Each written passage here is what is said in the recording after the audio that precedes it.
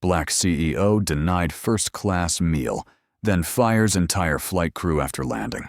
Mery Anderson, 42 years old, CEO of the tech conglomerate Mary Nova, a black woman behind a series of groundbreaking advancements in global cybersecurity. Recognized by Forbes for 3 consecutive years, Mary needed no introduction. She stepped into the first-class cabin as if she owned the entire aircraft. A navy blue blazer, a Hermes bag, eyes sharp as blades. No unnecessary words, no wasted movement. Seat 1A, the pinnacle of first-class seating, was the seat she had reserved, the seat she deserved. Yet the moment she entered, glances skimmed past her as if she were invisible. And when the white male flight attendant bowed to greet the passenger behind her, completely ignoring her, Mary knew exactly what was happening. This wasn't just a flight to Geneva. This was a test. And they had picked the wrong woman to underestimate. The low hum of the aircraft resonated gently through the first-class cabin, as soft, ambient lighting reflected off the crystal glasses and the fine leather upholstery of Seat 1A. There sat Mery Anderson, the only black woman in the cabin, founder and CEO of the tech giant Atlas Corp. She sat upright, confident, and silent. With her natural curls styled in a high bun and a sharp navy blue suit hugging her commanding figure, Mary had no need to show off. Her achievements spoke volumes. Ranked among the top 10 most influential tech leaders in the world, honored 3 times by Forbes, and the mind behind billion-dollar data transformation deals. Today's flight would take her to Paris, where she was set to meet with the French government to discuss the deployment of a nationwide AI security system. Every detail had been meticulously arranged, from the presentation materials to, of course, the meal. As always, she had pre-ordered lobster bisque, Wagyu beef, and a bottle of 1989 Bordeaux. Not just her favorites, but symbols of her rightful place in a world that once dismissed her because of her skin color. But then came the unexpected, not in the form of noise, but in a deliberate omission. A flight attendant, Rebecca Sloan, appeared before her. Her face was composed to the point of coldness, her voice flat and emotionless. "I'm sorry. Your premium meal is no longer available. All we have left is a cold sandwich and bottled water." No explanation. No apology. She placed the worn plastic tray onto the folding table, then walked away without another word, leaving Mary in the middle of first class as if she'd been mistakenly seated. Mary looked up, observing in silence. 3 white men seated behind her were greeted by name, served respectfully poured wine, offered chocolate mousse and warm towels. They had the meal she had ordered. The dismissive looks, the indifferent shrug, the robotic tone. It was no coincidence. This was no longer about food. It was a conscious act of exclusion. Beneath the mask of professionalism, the bias was exposed, as clearly as a spotlight on a fault line. A small gesture, yet it carried the weight of decades of prejudice. To someone else, it might have seemed like carelessness. But to Mary, it was a quiet message. You don't belong here. Not in our eyes. What Rebecca Sloan and her team didn't know was this. They had just triggered a chain reaction no camera could capture. No raised voice, no table slammed, no request for a manager. Just a calm gaze, a discreet tap on her smartwatch, and a cold, calculated sequence of events already set in motion. All because they underestimated the woman in Seat 1A. Mery Anderson said nothing. She didn't call for the lead flight attendant. She showed no dissatisfaction, uttered not a single complaint. She simply looked at the cold sandwich sitting alone on the plastic tray, like a quiet wound hidden beneath the polished luxury of first class. Her right hand gently rested on the armrest. Her fingers began to tap, rhythmic, steady, like the drumbeat of an approaching storm. Each tap was a marker, a signal that she was recording everything, every glance, every word, every pause between greetings reserved only for others. Behind her, soft laughter trickled from the 3 male passengers. Wine filled their glasses. Sweet offers continued to flow from Rebecca Sloan, the same flight attendant who had just denied Mery her rights. But none of that mattered now. She was listening to something more important, the silent voice of a system long accustomed to diminishing people like her. She didn't need to defend herself. She was living proof. She had once been mistaken for an assistant when walking into an investment board meeting in Chicago at the age of 33. Had been asked, "Are you part of the media team or someone's wife?" while presenting a cybersecurity solution to a defense corporation. Had been denied access to a VIP lounge in Tokyo because her reservation couldn't be found, despite being the official guest of the Japanese government. Mery had heard enough to no longer need to get angry, enough to know that the worst kind of discrimination doesn't scream in your face. It whispers behind your back, denying you by refusing to acknowledge your presence. But this time, they were wrong. She didn't stand up. She didn't raise her voice. Instead, she opened her phone. The internal Atlas core system appeared instantly on the screen. She typed in a few lines of code. Retrieved crew data for Flight 407, Royal Atlantic Airlines. Name, Rebecca Sloan. Position, lead flight attendant. ID, RA7136. The personnel file appeared, including 2 prior complaints for unexplained discriminatory service. Mery saved everything. Then she sent a brief, high-level encrypted message to her executive assistant. Activate emergency audit protocol. Priority level. Red. Flight path 407. Personnel RA7136. No one in the cabin knew what had just occurred. No one knew that the woman with the calm eyes had just placed the entire system on alert. She didn't need to scream. She only needed timing, precision, and a motive forged through years of quietly being dismissed. And from that moment forward, the system was no longer theirs. It had become her domain. With a single concise command sent from her phone, Mery had activated a machine that no one aboard Flight 407 could have anticipated. On the 62nd floor of Atlas Corps' Manhattan headquarters, the screen of Liana Torres, senior executive assistant and systems security specialist, flashed red with an alert. She didn't need to ask, "What happened?" Because she knew. When Mery Anderson sends an emergency signal, it's never a small matter. Liana immediately launched the customer behavior analysis system and connected to the internal network of Royal Atlantic Airlines, a system Atlas Corps had restricted access to, thanks to a strategic partnership forged 3 years earlier. Employee name, Rebecca Sloan. ID, RA7136. Position, lead flight attendant, elite international routes. Tenure, 7 years. Number of customer complaints in the past 36 months, 5. Nature of complaints, prioritizing white passengers, ignoring service requests from passengers of color, selective use of names and engagement. An internal email thread surfaced, containing a line that read, "VIPs should be served based on tipping potential and friendly demeanor. Some people just deserve a sandwich and water." Liana immediately encrypted the entire data set into a 29-page PDF report, forwarding it to Atlas Corps' legal counsel and the corporate ethics office of Royal Atlantic, per their joint agreement on fairness monitoring and premium service delivery. Attached was cabin surveillance footage showing white passengers being addressed by name, personally offered special meals. Mery Anderson received no personal greeting. Her meal, cold, plain, no table linen, no silverware. Becky Sloan walked away without a word of apology. Everything was time-stamped, categorized, and sequenced by an AI system developed in-house by Atlas Corps. A transcript from a staff conversation was extracted.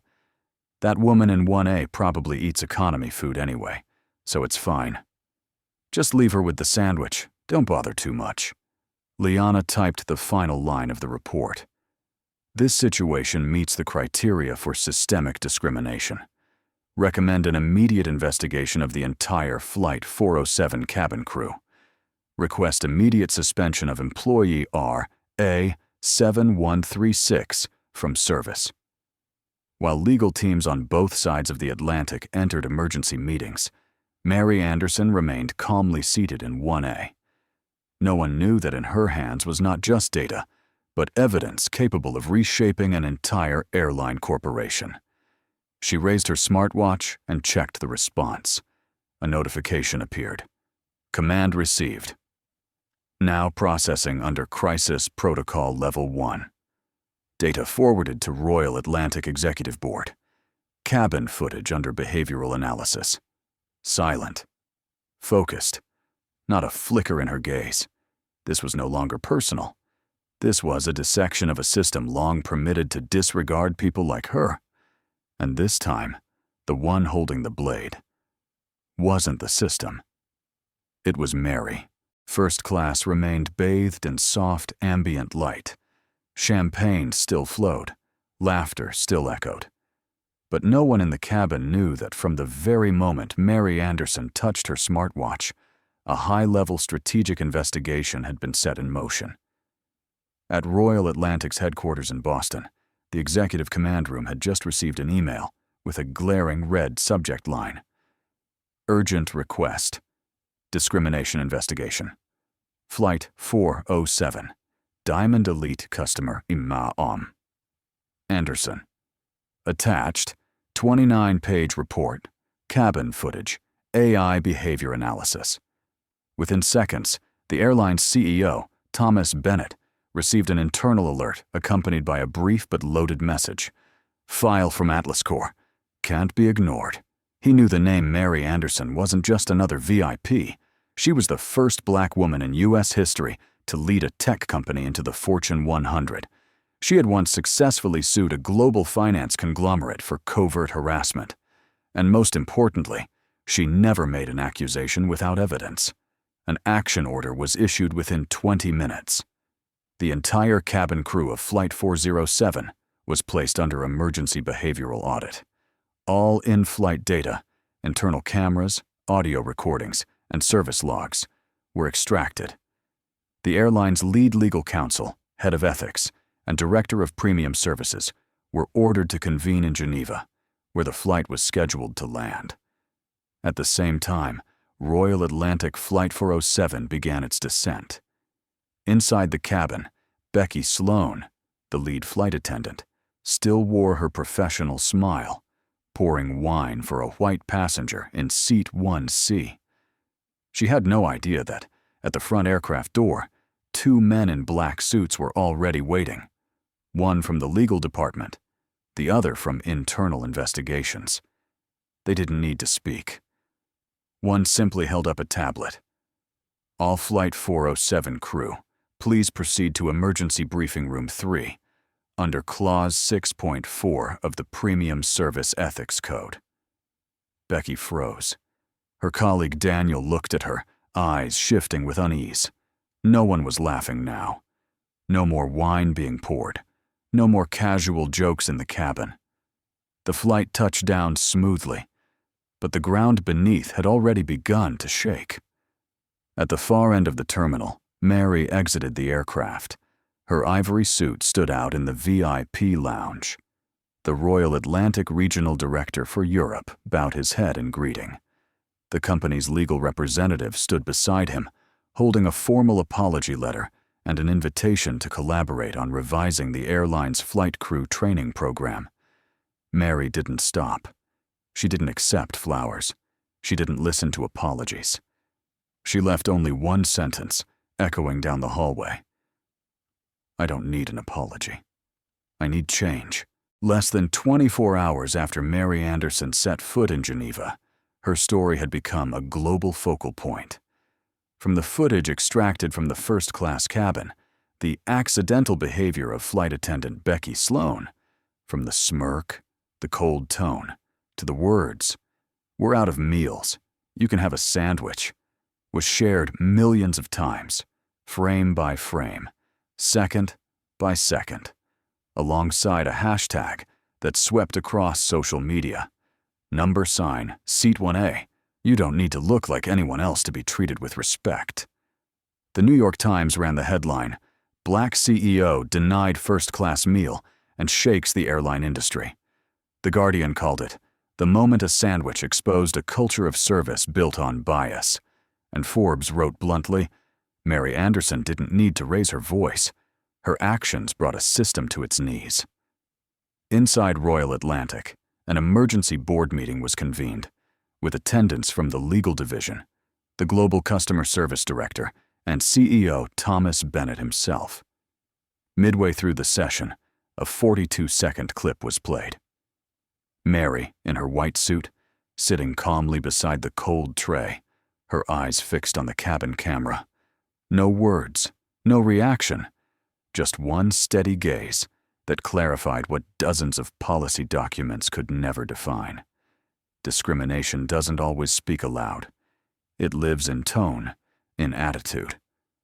An immediate directive followed the meeting, a 60-day suspension for the entire Flight 407 crew, a formal investigation into every flight involving Becky Sloan over the past 24 months, a formal apology issued to Mery Anderson, along with an invitation to join the Advisory Council for Reforming Premium Service Culture.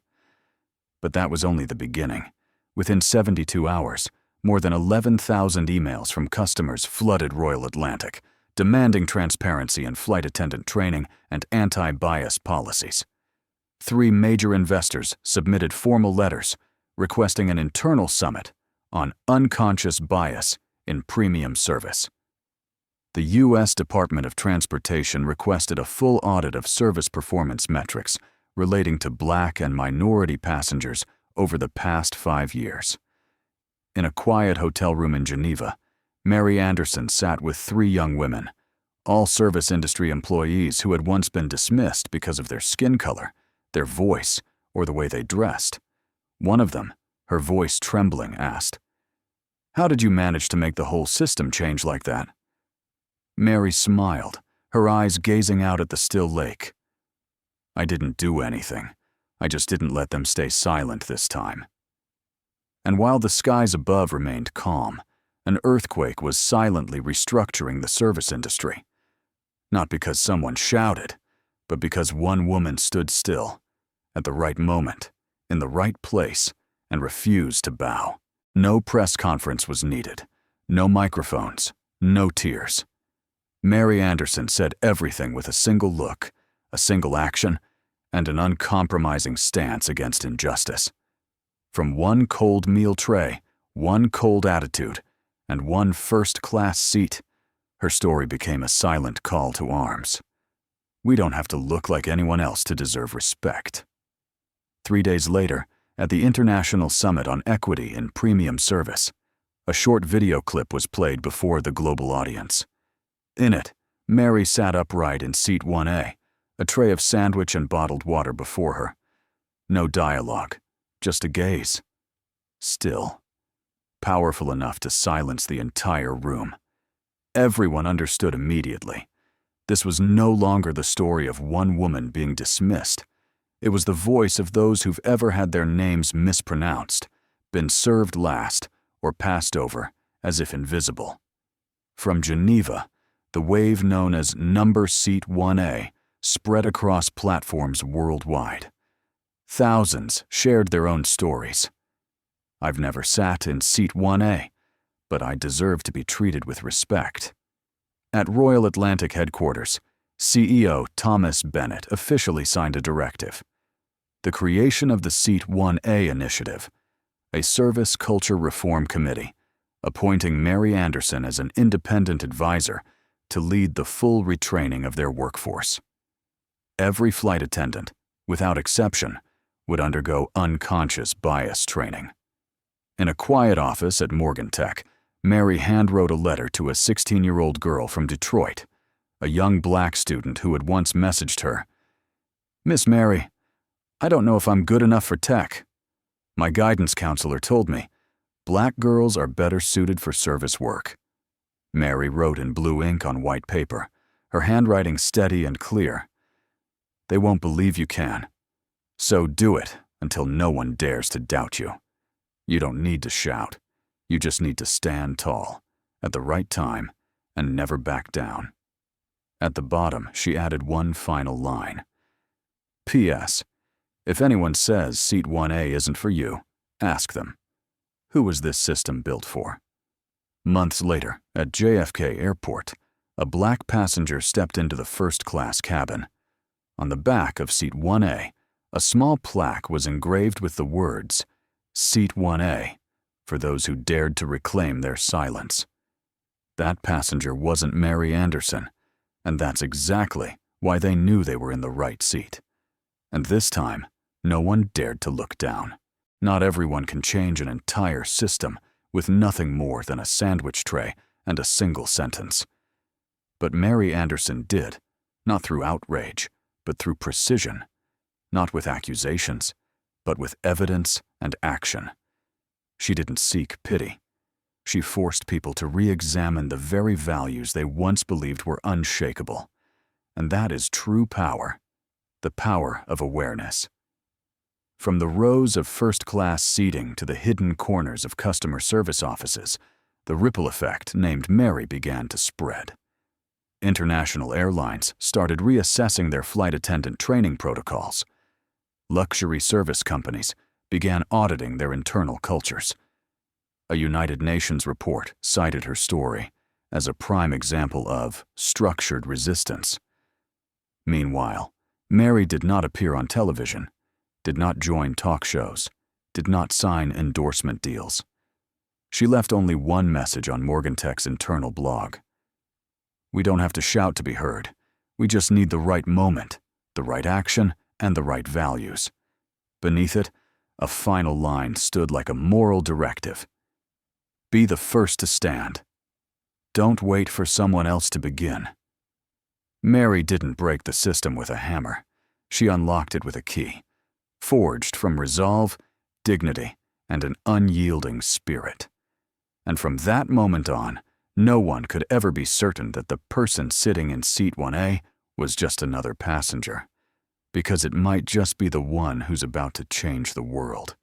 Again, 3 months after the incident on that fateful flight, at the International Summit on Equity in Premium Service held in Johannesburg, the image of Mery Anderson sitting upright in first class, a cold, rejected meal tray before her, was projected onto the giant screen, a symbol of a turning point in the global service industry. No lengthy speech was needed, no tears, no dramatic crescendo, just a single moment, a calm gaze, and a decision that refused to compromise. From that moment on, the story was no longer just Mery's. It became a collective voice for thousands who had once been overlooked, dismissed because of their skin color, gender, or background. The #1 A campaign spread widely across social media, inspiring those who had never dared to claim the seat they rightfully deserved. In a rare interview, when asked if she regretted igniting such a massive wave from what seemed like a minor incident, Mery simply smiled and replied slowly, "If a system can be shaken by a meal tray, then it deserves to be changed." Then she stood, left the stage, and silence swept through the room, deep, reflective. Because the real question was no longer, why did this happen to Mery? It was, if it were you sitting in Seat 1A, what would you do?